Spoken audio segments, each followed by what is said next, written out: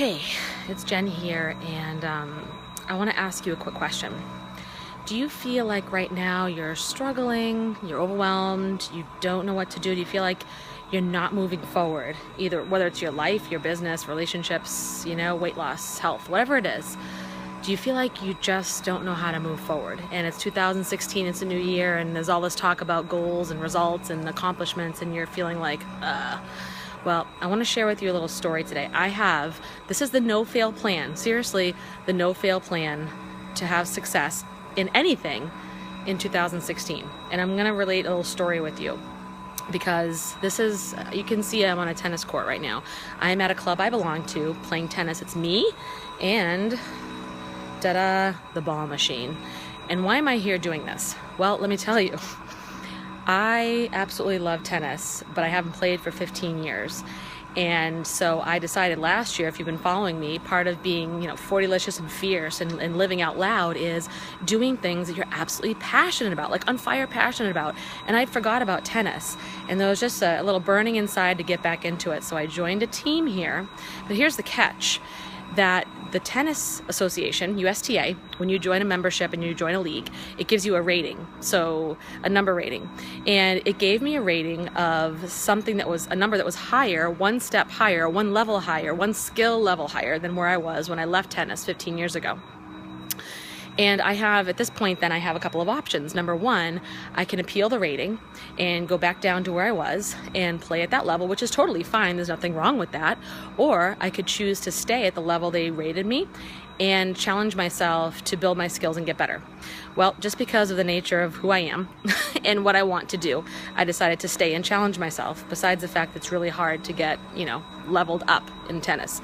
So I said, I'm going to do whatever it takes to be able to play at this level. So fortunately, a team here in this club took me on, even though I was kind of, not as rusty. They thought I had some potential or showed potential and said, sure.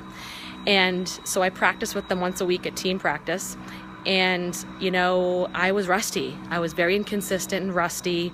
And I found after a while that I wasn't getting any better. In fact, I was getting worse. I was having worse struggles.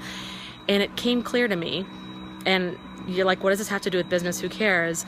And this is what it is I thought of the same principles that I use in my business. I had to apply it to tennis, right? Because I realized that I was failing to do some things.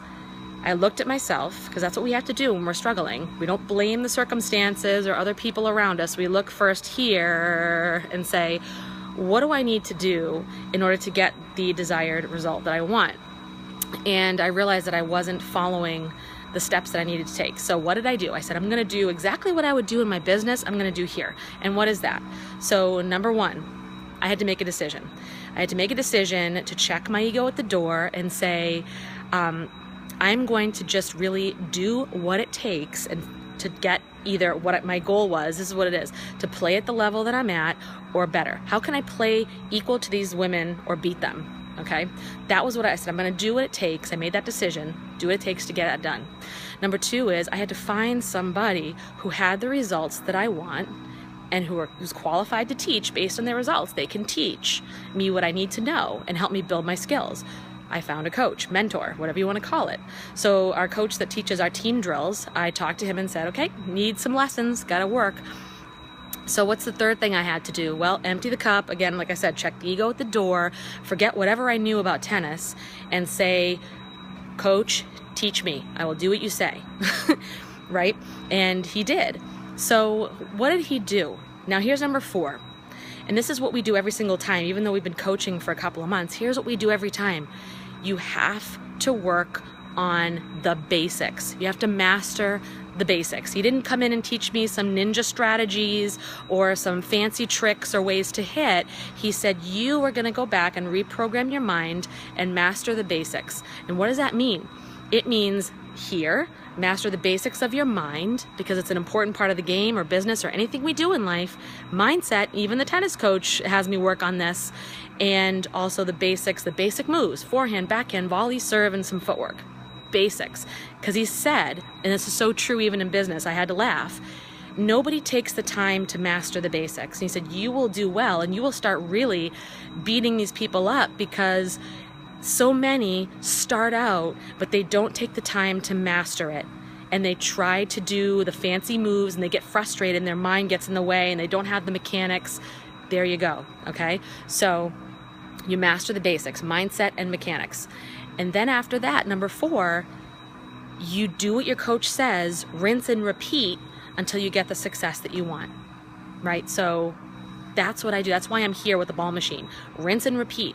So when he's not around to look over my shoulder, I'm still here doing what he told me to do. I have it all written down too, even though it's tennis. I have it written down, I read it, I think about it, I meditate on it, I do the motions at home. Even if I'm not holding a racket, I'm still, programming my body and my muscle memory, and I'm here practicing because I want the edge and I made a decision and I'm gonna do this, right? So do the same in your business.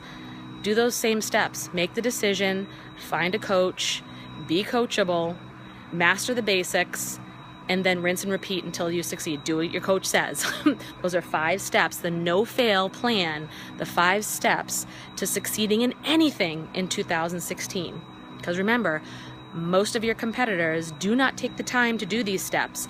And if you come to me and say, Jen, I haven't found success and I did what you said, I'm really gonna go over this with you and say, did you do the 5 steps to it, like as well as you could?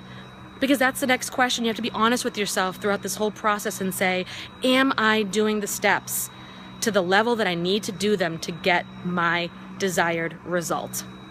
Okay, so there it is. And I guess my last thing would be to find something you're passionate about too, and maybe do something new this year. Reconnect with something you love, like I am with tennis or something like that, and really fire yourself up on every level possible.